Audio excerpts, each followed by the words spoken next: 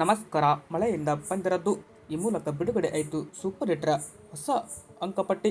Team India ನೇರವಾಗಿ ಸೆಮಿಫೈನಲ್ಗೆ entry.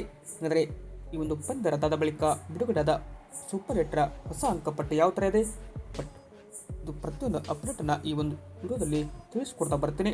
ಆದ್ದರಿಂದ ದಯವಿಟ್ಟು ನೀವೇನಾದರೂ ಇನ್ನೂ ನಮ್ಮ ಒಂದು ಯೂಟ್ಯೂಬ್ ಚಾನಲ್ಗೆ ಸಬ್ಸ್ಕ್ರೈಬ್ ಆಗಿಲ್ಲ ಅಂದರೆ ಈ ಕೂಡಲೇ ಸಬ್ಸ್ಕ್ರೈಬ್ ಆಗಿ, ಹಾಗೆಯೇ ವಿಡಿಯೋ ಇಷ್ಟ ಆದರೆ ಒಂದು ಲೈಕ್ ಮಾಡಿ. ಇನ್ನು ಸೂಪರ್ ಹಿಟ್ರ ಮೊದಲ ಪಂದ್ಯ ಗ್ರೂಪ್ ಬಿದು ನ್ಯೂಜಿಲೆಂಡ್ ಮತ್ತು ಪಾಕಿಸ್ತಾನ ಮಧ್ಯ ಕೊಲಂಬೋ ಮೈದಾನದಲ್ಲಿ ನಡೆಯಬೇಕಾಗಿತ್ತು. ಬಟ್ ಈ ಒಂದು ಪಂದ್ಯ ಕೊಲಂಬೋದಲ್ಲಿ ಧಾರಾಕಾರ ಮಳೆಯಾದ ಕಾರಣ ಒಂದು ಎಸೆತ ಕಾಣದೆ ಒಂದು ಸೂಪರ್ ಹಿಟ್ನಲ್ಲಿ ಮೊದಲ ಪಂದ್ಯವೇ ವಾಶೌಟ್ ಆಗಿದೆ. ಈ ಮೂಲಕ ಎರಡೂ ತಂಡಗಳಿಗೂ ಅಂದರೆ ಪಾಕಿಸ್ತಾನ ಮತ್ತು ನ್ಯೂಜಿಲೆಂಡ್ ತಂಡಗಳಿಗೆ ತಲಾ ಒಂದೊಂದು ಅಂಕಗಳನ್ನು ಇಲ್ಲಿ ಶೇರ್ ಮಾಡಿದರೆ ಇತ್ತ ಹೊಸ ಅಂಕಪಟ್ಟಿ ಕೂಡ ಇಲ್ಲಿ ಬಿಡುಗಡೆ ಆಯಿತು.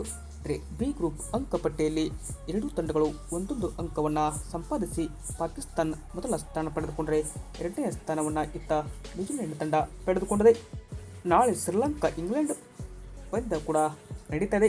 ಈ ಒಂದು ಪಂದ್ಯದಲ್ಲಿ ಏನಾದರೂ ಇನ್ ಕೇಸ್ ಇಂಗ್ಲೆಂಡ್ ಅಥವಾ ಶ್ರೀಲಂಕಾ ಗೆದ್ದಿದ್ದೆ ಅದರಲ್ಲಿ ಹಿಂದಿನ ಪಂದ್ಯಗಳು ಗೆಲ್ತಾ ಹೋದರೆ ಇಲ್ಲಿ ಪಾಕಿಸ್ತಾನ ಮತ್ತು ನ್ಯೂಜಿಲೆಂಡ್ ತಂಡಗಳು ನೇರವಾಗಿ ಹೊರಹೋಗುವ ಸಾಧ್ಯತೆ ಇರುತ್ತೆ.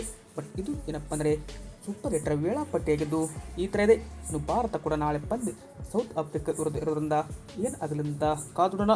ವಿಡಿಯೋ ಇಷ್ಟ ಆದರೆ ಲೈಕ್ ಮಾಡಿ. Thank you.